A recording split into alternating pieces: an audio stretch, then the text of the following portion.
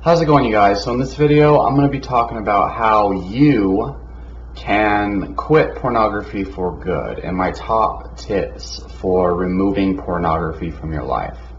So essentially, the number one thing that you need to do to never relapse again is completely remove all triggers from your life. Which reminds me, I must take my cell phone and throw it on the damn couch. Keep those triggers as far away from you as possible. Honestly, I look back at my longest semen retention streaks, let alone no porn and NOFAP, and I've noticed the longest that I've ever removed porn and ejaculation from my life entirely, those times I removed all dopamine stimulating activities, all forms of excessive novelty, okay? Because that's exactly what is triggering most people's things. So there's two things that trigger porn usage and relapse. So the first one is a dopamine hijacking, a dopamine pathway trigger, something that triggers the same behavior of dopamine that porn does, and that would be anything where you open multiple tabs at once, anything where you're just like binge watching YouTube videos one after another without watching the full thing. You know, instead of watching one video at a time, you just open tabs and tabs and tabs and tabs. Especially if you sit there excessively for too long, just scrolling through YouTube, okay? Watching one video at a time is great. That actually is the opposite. But just scrolling through, skipping through, watching multiple videos and not even like gathering anything, like you're doing that not to get anything from the videos, you're doing that because you're addicted to novelty and discovering new videos and new videos.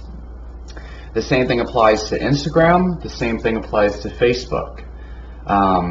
If you catch yourself browsing any website whatsoever without ever clicking on the content, you're just like looking at the thumbnail of every YouTube video or the picture of an Instagram, and you're not even like thinking about like the content or the inspiration you're getting from it.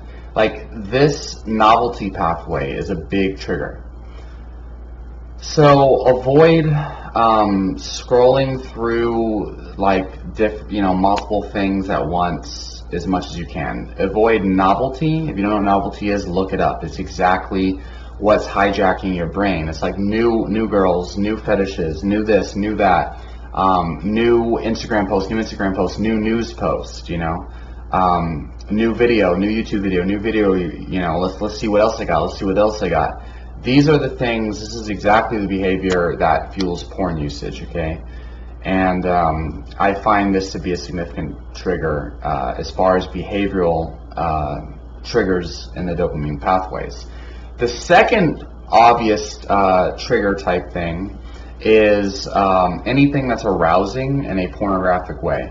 So if you're on Instagram and any of the people that you were following happen to be like bikini models, or they just post sexy pictures or something, clearly this is going to trigger your porn relapse. I find that the smallest thing that you don't even think is going to trigger porn relapse somehow does. It could be something as simple as a girl that I think is attractive, and she just, I don't know, like posts some weird thing with her lips or something. It's like, okay, that is causing urges. That is causing making me become aroused in an unhealthy way. Not because of the girl necessarily, but because it's a photo, it's an internet thing, especially in a novelty type environment like Instagram. And I find that I get urges later on, and it's like, why am I had this strong urge to watch pornography? And mind you, I've been in a committed relationship for like 4 years now, where I can get sex whenever I want, and yet these pornography urges still come to me. Of course, I've become like God mode at ignoring these triggers. I've become God mode at resisting pornography, but I see that they're there, and I can see exactly what causes them, especially since I don't give in. So anything around, and I've noticed women who come on to me sexually in real life, if I don't, because that builds up like sexual energy in your body, and if you don't find some type of healthy way of releasing that sexual energy, whether that's through creative pursuits like martial arts or recording videos or writing vlogs, or whether that's through extreme exercise or riding a bike forever, or even meditation or a hot shower seems, or hot cold hydrotherapy seems to be able to release that without ejaculation. If you don't find that kind of healthy release, you know, a real life woman can actually cause your brain to trick you into leading to relapse. And that's very key there, is understanding that the brain actually tries to trick you into relapsing. You'll start to think all these like comforting thoughts about pornography that lead to relapse, and you've got to understand like there's nothing good about pornography, nothing good's ever going to come out of it. You're going to regret it afterwards, and it's going to be the same thing every single time. It's disappointment in yourself and no benefit. Beyond that, what's the third trigger? So there's another trigger. So the other trigger is just you and where you are, like in the world, basically. So like, for what I mean is, there's usually a certain situation where somebody relapses every single time. So for example, for me, I notice after the gym, I feel extremely horny, and I typically will have a couple hours of free time. And so if I'm not hanging out with a friend, or if I'm not out of my house, or if I'm not, with people or having people with me, then if I'm on my phone during that time, especially laying down on my bed or on the couch, that is the situation that triggers relapse for me. I notice I can ignore all these other things, but it's the situational triggers that seem to be the most important for me. If I find myself laying down with my phone in my hands, especially if I'm scrolling through Instagram or something like that, the longer that I do that, the more at risk I am for relapse, basically. Proven by a meta-analysis by Vegan Gains. The longer human beings spend scrolling through Instagram, laying down in their bed, the greater the risk of relapse to pornography. That wasn't funny, but yeah. So situational triggers are a big thing, a humongous, very important factor here. So, you know, how can you conquer this? How can you conquer these factors, right? Well, I think the situational trigger is a big one for most people, especially me, but most people. Like, number one, like if you're out at the grocery store, you are highly unlikely to relapse, no matter how much urges you get. Now, the caveat here is people who are beginning in their porn addiction and they haven't really gone through NOFAP long enough. Their dopamine receptors are so hijacked that even if they go to like a McDonald's or they go to work or something, they'll find a way to relapse, and that's actually a very scary thing. You know, and when I was deeply addicted to pornography when I was younger, before I started NoFap, I found that was the case. That was really bad. Pornography really ruined my life during those times, and it's amazing how far I've came.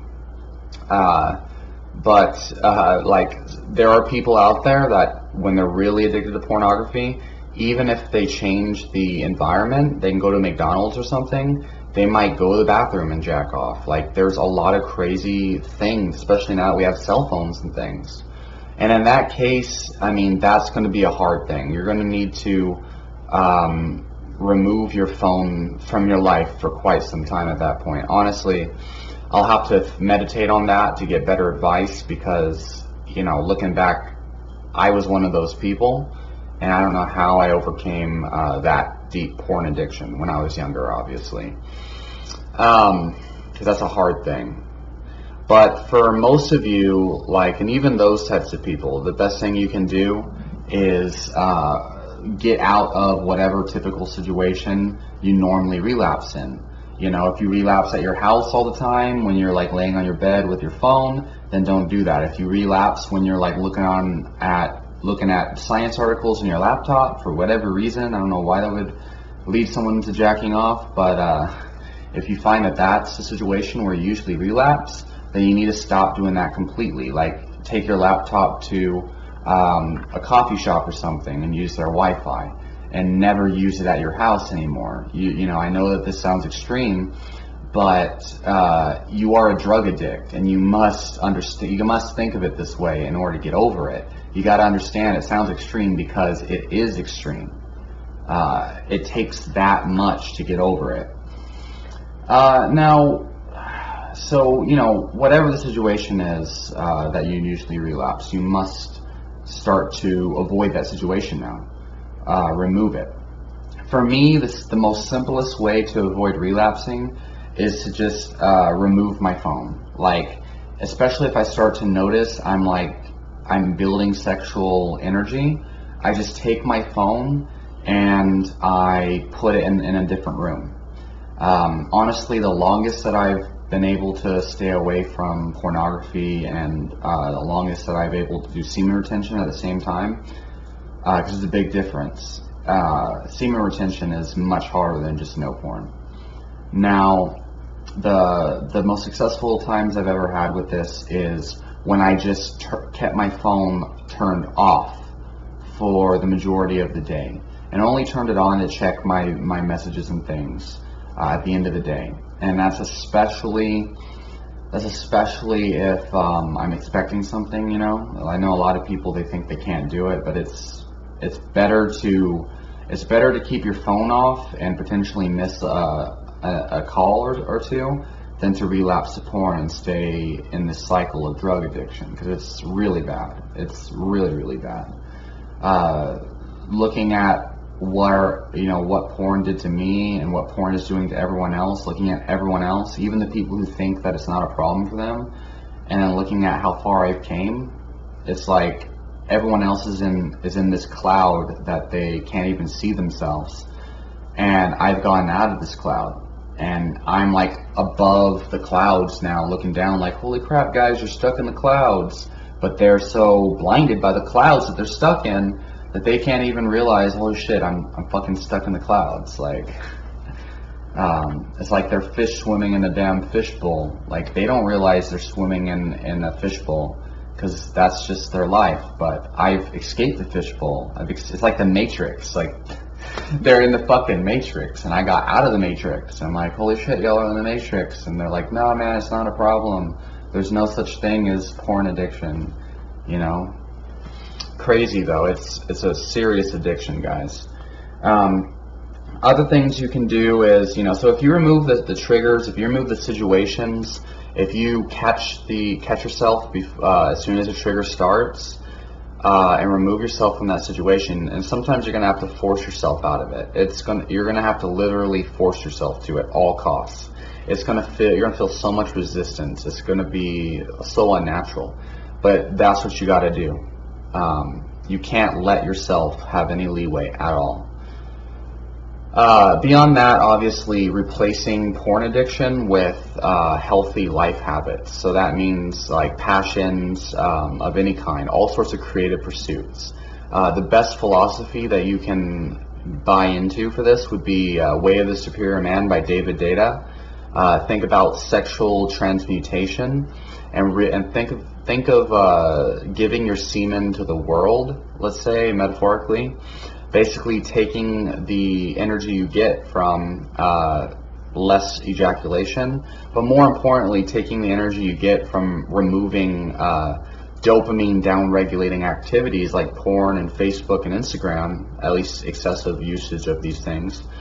And take the energy and then you put that towards some kind of project. It could be a vlog, it could be informational videos like mine, it could be anything. But think of projects, and think of your project as a substitute for your porn addiction. Or better yet, think of this as creating a brand new life for yourself. A life where you're a new person, like with a new life, and this new person just has no association with porn at all. And just remove that. You got to remove it from your life and create new. Okay? Create new stuff to fill the void that porn was there for you, because you're going to notice you have so much more time, so much more energy, and so much more focus. And if you don't use that towards something productive, then it's much easier to just relapse. So leave your questions down below. Let me know your experiences with all this, and I'll talk to you on the next video.